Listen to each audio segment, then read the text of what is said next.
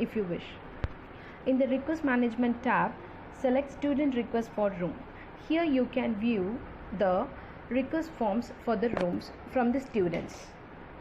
You can select the eye icon under the action to view their request forms. In the same request management tab, click faculty request for room. Here you can see the request forms from the faculties for booking rooms. You can select the eye icon under the action tab and view the request for rooms, the reason for their request. In the report management tab, click report. Here you can have the overview of all the booking details, overall booking details, and number of rooms booked for admins, and the number of booked rooms for faculty, and rooms booked for students, and also the day scholar foot count. If you wish to have a view of specific period details, you can enter any of the date from the drop down menu and to date.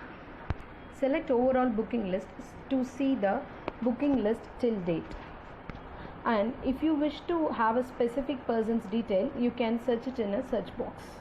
If you wish to have a view in Excel format, you can click Excel button, and if you wish to have a hard copy, select print. Similarly, click admin booking list and you can see the rooms booked for admins. And same as for the faculties, you can see the rooms booked for the faculties and the number of persons for food, room amount, and the food amount, and the grand total, and to whom the person is for, and so on.